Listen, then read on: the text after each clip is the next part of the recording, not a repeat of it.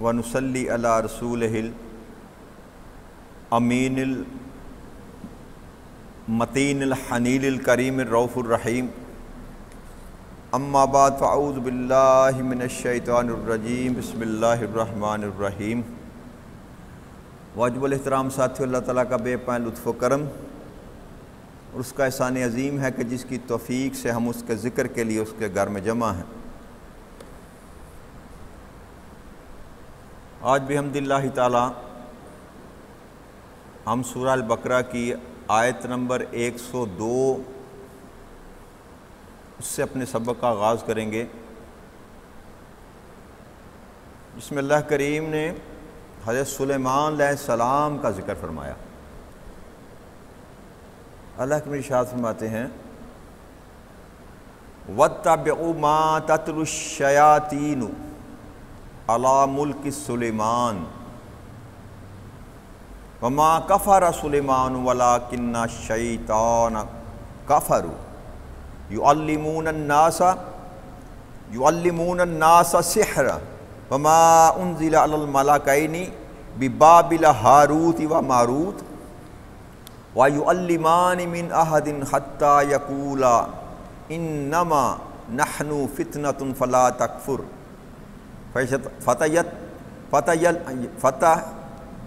فَيَتَعْلَمُونَ مِنْهُمَا مَا يُفَرِّقُونَ بِهِ بَيْنَ الْمَرْءِ وَزَوْجِهِ وَمَا هُمْ بِضَارِّينَ بِهِ مِنْ أَحَدٍ إِلَّا بِإِذْنِ اللَّهِ وَيَتَعَلَّمُونَ مَا يُضِرُّهُمْ وَلَا يَنْفَعُهُمْ وَلَقَدْ عَلِمُوا لَمَنِ اشْتَرَاهُ مَا لَهُ فِي الْآخِرَةِ مِنَ الْخَلَاقِ وَلَبِئْسَ مَا شَرَوْا بِهِ أَنفُسَهُمْ لَوْ كَانُوا يَعْلَمُونَ۔ اللہ کریم نے ارشاد فرمایا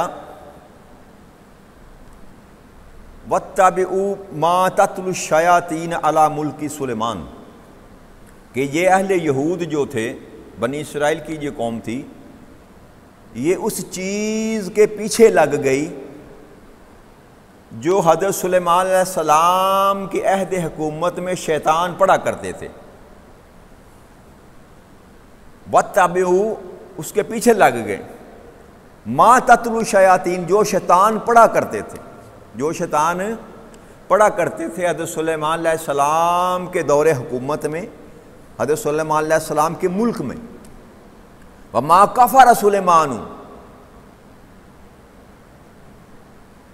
حالانکہ سلیمان علیہ السلام نے کوئی کفر نہیں کیا تھا، کوئی کفر نہیں کیا تھا۔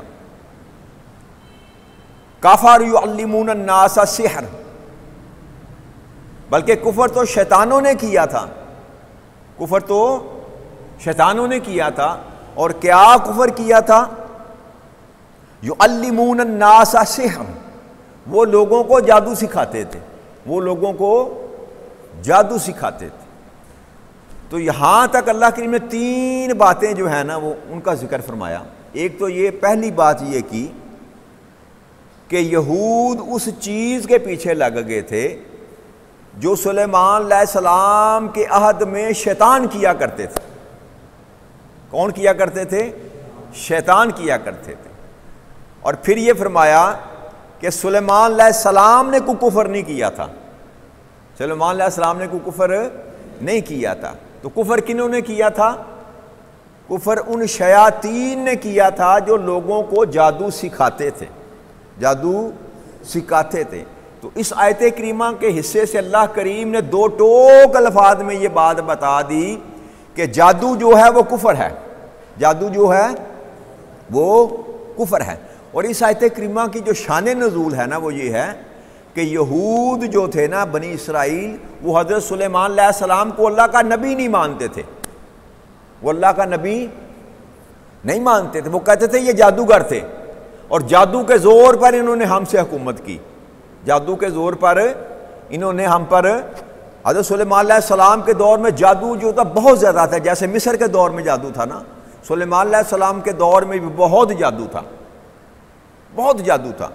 تو سلیمان علیہ السلام نے کیا کیا کہ ان کے جتنا جادو کا ان کا علم تھا نا، جو کتابیں، جو ان کے مؤلفات، جو کچھ ان کے پاس تھا، وہ سارے کا سارا اکٹھا کر کے تو جس جگہ پر آپ کی سلطنت کا تخت تھا نا، کرسی تھی نا، اس کے نیچے دفن کر دیا، اس کے نیچے دفن کر دی، یعنی کہ آپ نے اس جادو پر پابندی لگا دی، اور اس جادو کے جتنے بھی محل تھے نا، جو کچھ بھی لکھا پڑا تھا ان کے پاس، وہ سارے کا سارا پکڑ کر اپنی کرسی کے نیچے دفن کر دیا۔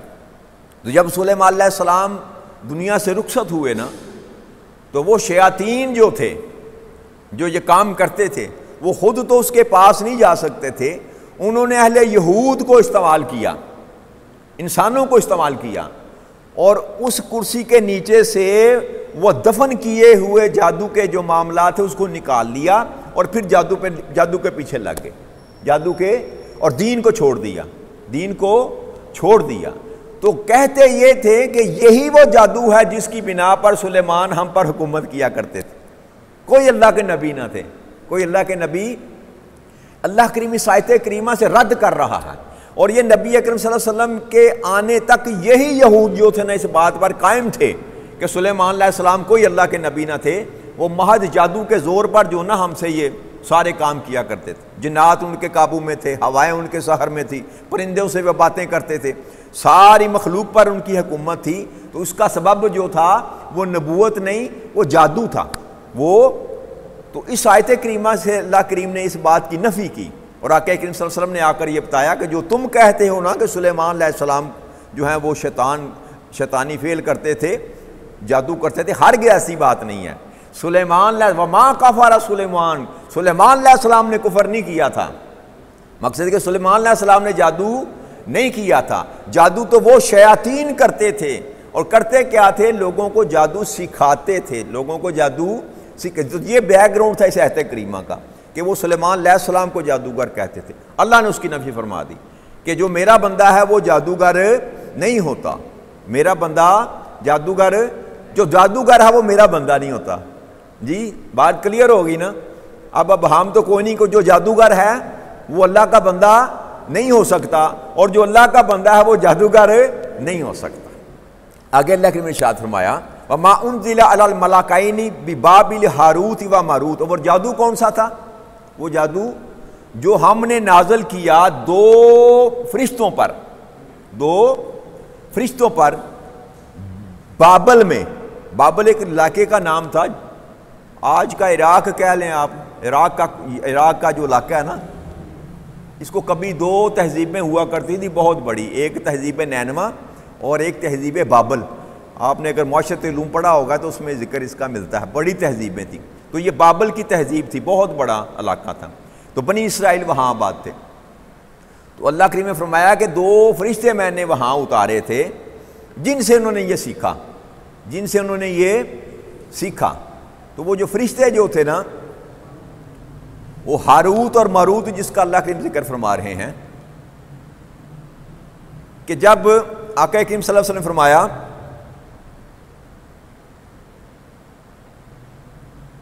کہ جب اللہ کریم نے انسانوں کو پیدا کیا اور زمین پر بھیجا نا، زمین پر انسان کو بھیجا، آدم علیہ السلام کو، تو خلقت بڑھنا شروع ہو گئی، اولاد بڑھنا شروع ہو گئی۔ تو ایک وقت آیا کہ وہ تعداد لاکھوں میں چلی گئی، تو پھر جب لاکھوں میں تعداد چلی گئی تو پھر ان میں نیک بھی تھے اور بد بھی تھے، گناہگار بھی تھے، نافرمانی کرنے والے بھی تھے نا۔ تو جب نافرمانی شروع کی نا انسانوں نے، تو فرشتوں نے کہا کہ یہ کس قدر برے لوگ ہیں، یہ کس قدر برے لوگ ہیں، کیسے نافرمان اور سرکش ہیں، اگر ہم ان کی جگہ ہوتے تو ہرگز اللہ کی نافرمانی نہ کرتے۔ یہ آپس میں فرشتے باتیں کر رہے تھے جی کہ کیسے سرکش اور باغی یہ لوگ ہیں، اللہ نے ان کو زمین پر اپنا خلیفہ بنا کر بھیجا ہے، اور یہ ہیں کہ نافرمانی سے باز ہی نہیں آتے۔ اگر اللہ ہمیں بھیجتا تو ہم کبھی نافرمانی نہ کرتے۔ جب اللہ کریم نے یہ بات سنی نا، تو اللہ کریم نے فرشتوں کو اکٹھا کر لیا، فرشتوں کو اکٹھا کر کے کہنے لگے اچھا ایسا کرو کہ تم آپس میں دو نمائندے اپنے میں سے منتخب کر لو۔ سب فرشتوں کو یہ دعوت دی کہ اب تم ایسا کرو کہ دو فرشتے آپس میں منتخب کر لو، تو ان کو میں زمین پر بھیجتا ہوں، پھر پتہ چل جائے گا۔ تو سب فرشتوں نے مل کر یہ 2 فرشتے نکالے، جن میں سے ایک کا نام ہاروت تھا، ایک کا نام ماروت تھا۔ تو اللہ کریم نے ان کے اندر دنیا کی خواہش ڈال کر ان کو زمین پر بھیج دیا، جو خواہشیں انسان کے اندر ڈالی تھی نا۔ میں نے عرض کی تھی نا کہ فرشتوں کے اندر خواہش اس لیے وہ گناہ سے پاک ہیں۔ تو فرشتوں نے یہ سمجھا کہ شام یہ فضیلت ہے ہماری کہ ہم نافرمانی نہیں کرتے، تو اللہ نے فرمایا اچھا چلو اس کا بھی نطارہ کر لیتے ہیں۔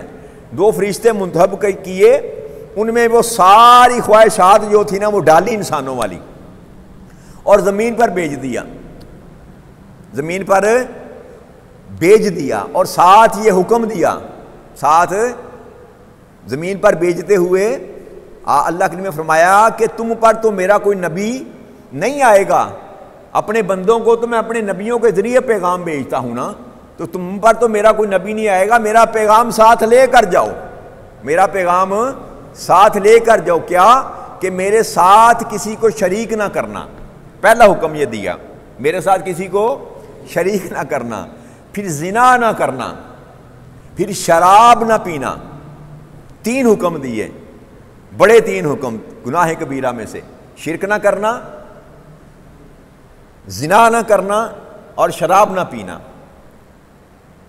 تو نیچے اتار دیا زمین پر ان کو۔ جب وہ زمین پر آ گئے تو اب ان کی آزمائش کے لیے، کتابوں میں یہ آتا ہے، حدیث مبارک کی کئی روایت میں آتا ہے کہ زہرہ ستارہ جو تھا نا، زہرہ ستارہ جس کو کہتے ہیں، اللہ کریم نے اس کو عورت بنا کر زمین پر بھیجا۔ ایک روایت یہ ملتی ہے کہ زہرہ خوبصورت عورت کی شکل میں اللہ کریم نے زمین پر اس کو بھیجا۔ جب وہ سامنے آئی، بڑی خوبصورت عورت تھی، جیسے اللہ کریم نے جیسے حضرت لوط علیہ السلام کی قوم میں 2 فرشتوں کو بھیجا نا، بڑا خوبصورت نوجوان بنا کر، وہ بھی آزمائش تھی۔ تو اب یہاں پر کیونکہ انہوں نے یہ چیلنج کیا تھا کہ ہم نافرمان نہ ہوتے، تو اللہ نے اب ان کی آزمائش کے لیے ایک بہت خوبصورت عورت بنا کر زمین پر بھیجی۔ تو اس عورت نے کہا کہ یہ اس پر دیکھ کر نا یہ دونوں فرشتے لٹو ہو گئے، جی دونوں کے دونوں فرشتے اس عورت پر، اور منتیں کرنی شروع کر دیں، منتیں۔ اس نے کہا میری محبوبہ بن جا، اس نے کہا میری محبوبہ بن جا۔ تو انہوں نے کیا کہا، اس عورت نے یہ کہا کہ اگر تم شرک کرو تو میں تمہاری محبت کو منظور کرتی ہوں، تمہاری بات کو منظور کرتی ہوں۔ تو انہوں نے کہا نہیں، ہم یہ شرک نہیں کر سکتے، ہم یہ شرک ہم نہیں کر سکتے۔ پھر وہ چلی گئی، پھر دوبارہ آئی، پھر کہنے لگی اچھا ایسا کرو کہ اس بچے کو قتل کر دو۔ ایک روایت میں یہ آتا ہے کہ اس نے کہا اس بچے کو قتل کر دو، ایک روایت میں یہ اس نے آتا ہے کہ اس نے کہا میرے خاوند کو قتل کر دو، میرے خاوند کو قتل کرنے کی خواہش تمہیں پوری کرنی ہوگی تو میں تمہاری خواہش مان لوں گی۔ تو انہوں نے کہا ہم یہ کام بھی نہیں کر سکتے، ہم یہ کام بھی نہیں کر سکتے۔ وہ پھر چلی گئی، پھر نہ مانے، تیسری دفعہ پھر آئی، تو اس نے کہا اچھا چلو یہ ایسا کرو، پھر یہ شراب پی لو، پھر یہ شراب پی لو۔ تو انہوں نے کہا یار شرک کرنے سے، قتل کرنے سے تو یہ ہلکا گناہ ہے، یہ ہلکا گناہ ہے۔ تو انہوں نے شراب پی لی۔ جب شراب کے نشے میں بدمست ہوئے تو زنا بھی کر لیا، جی جب شراب کے نشے میں بدمست ہوئے تو اس عورت کے ساتھ زنا بھی کر لیا، اور اس بچے کو یا اس کے خاوند کو قتل بھی کر لیا۔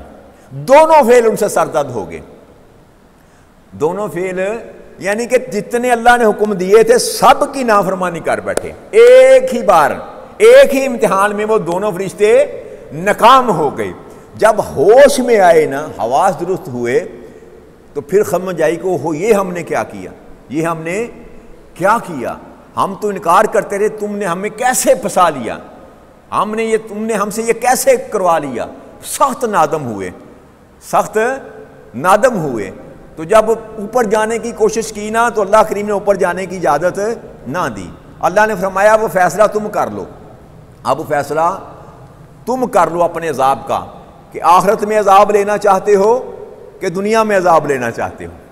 یہ فیصلہ اللہ کریم نے یہ چوائس ان کو دے دی کہ اب چونکہ تم نے گناہ کیا ہے، میری نافرمانی کی ہے، اب عذاب تو تم پر ہوگا، اب فیصلہ تم نے کرنا ہے کہ دنیا میں عذاب لینا چاہتے ہو کہ کہ آخرت میں عذاب لینا چاہتے ہو، تو انہوں نے دنیا کا عذاب چن لیا، دنیا کا کہ ہم دنیا میں اپنی سزا بھگت لیتے ہیں، آخرت کی سزا ان کو علم تھا نا جی کہ آخرت کی سزا تو کبھی ختم، دنیا کی سزا تو ختم ہو جائے گی نا، یہاں پر اگر کسی کو قتل کیا تو اگر اس کو قتل کر دیا گیا تو وہ سزا اس کی برابر ہو گئی، پھر آخرت میں تو اس کا مواخذہ نہیں کیا جائے گا، تو انہوں نے دنیا کی سزا کو قبول کر لیا، اور اس کے بعد وہ بازار میں بیٹھ گئے جی، اسی بابل کی بستی میں بیٹھ گئے، اور لوگوں کو وہ جادو سکھاتے تھے، لوگوں کو وہ جادو سکھاتے تھے، اور ساتھ یہ کہتے تھے، روایت میں آتا ہے، حضرت ابن عباس کی بھی روایت ہے کہ ساتھ وہ کہتے تھے کہ یہ برا کام ہے نہ کرو، یہ اللہ کی نافرمانی ہے، یہ اللہ کی نافرمانی، یہ بتاتے تھے ان کو، تاکہ جس نے سمجھنا ہے سمجھ جائے، جو جس نے نہیں سمجھنا نہ سمجھے۔ تو اس ہاروت اور ماروت سے انہوں نے یہ جو ہے نا سحر، جو جادو ہے وہ سیکھا، ہاروت اور ماروت سے یہ جادو انہوں نے سیکھا۔ اللہ کریم آگے شاہ فرماتے ہیں وہ جادو ہے کیا تھا؟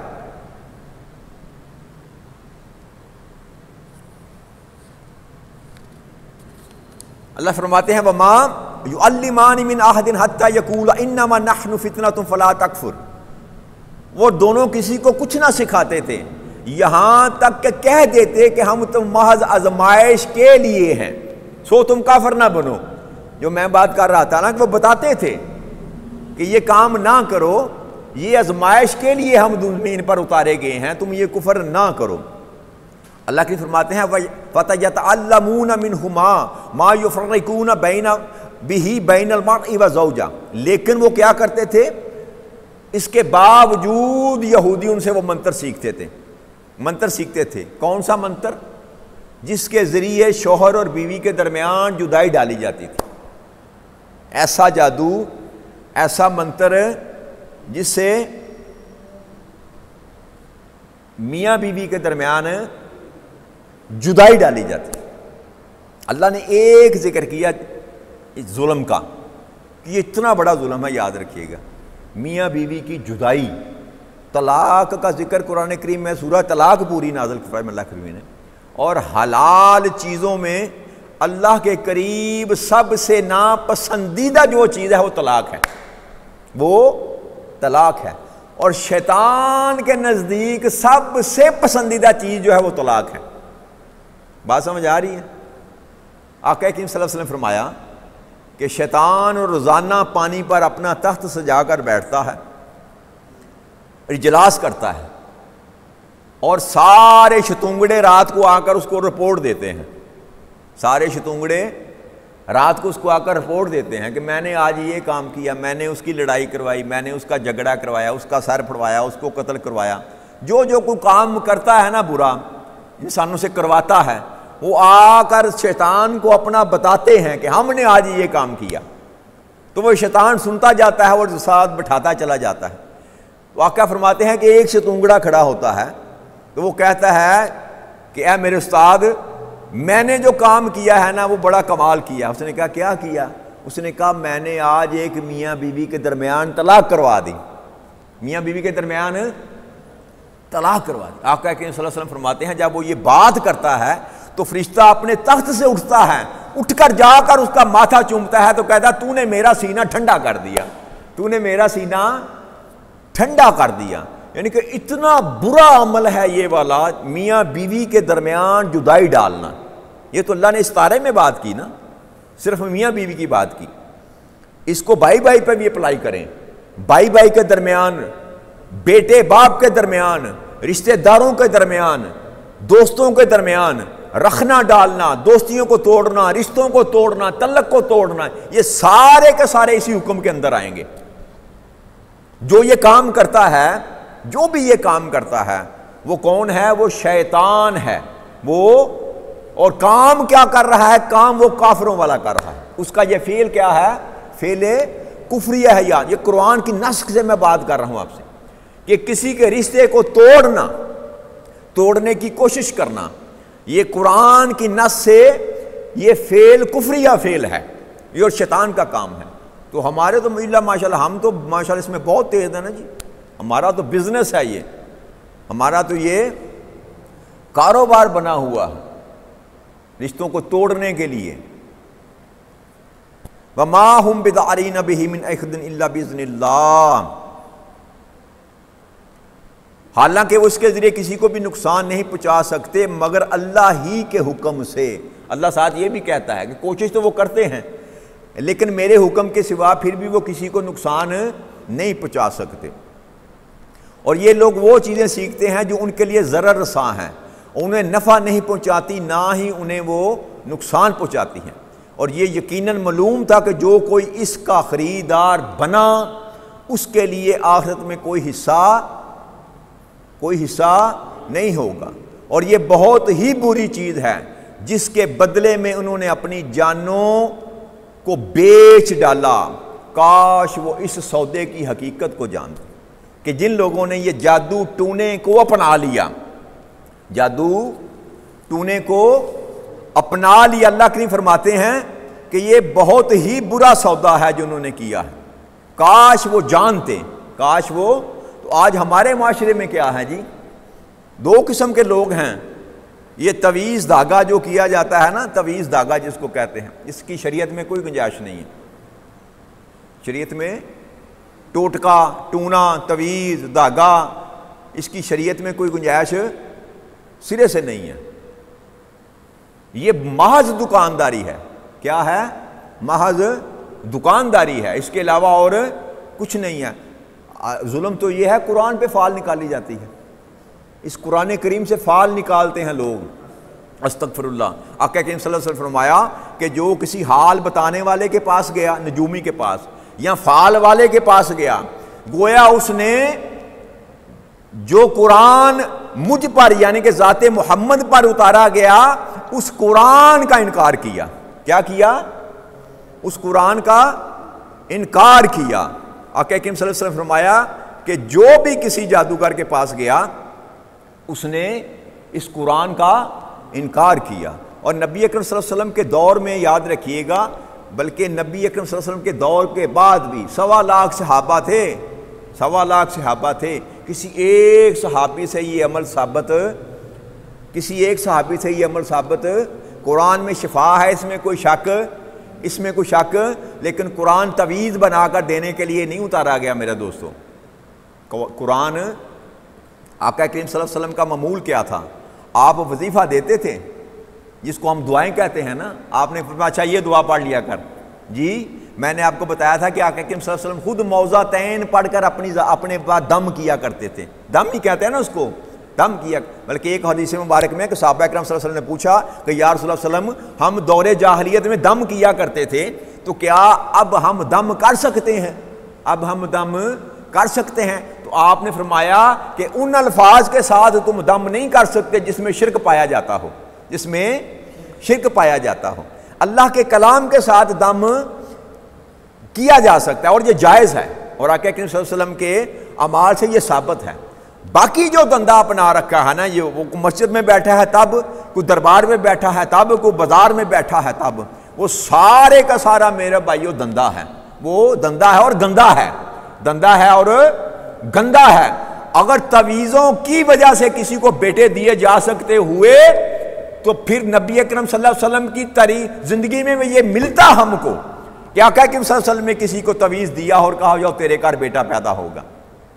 ابراہیم علیہ السلام جیسے سب سے بڑے پیغمبر جد امجد آقا کریم صلی اللہ علیہ وسلم کی اولاد نہیں ہو رہی تو کس سے دعا کی؟ رب حب لی من الصالحین۔ کس سے کہا؟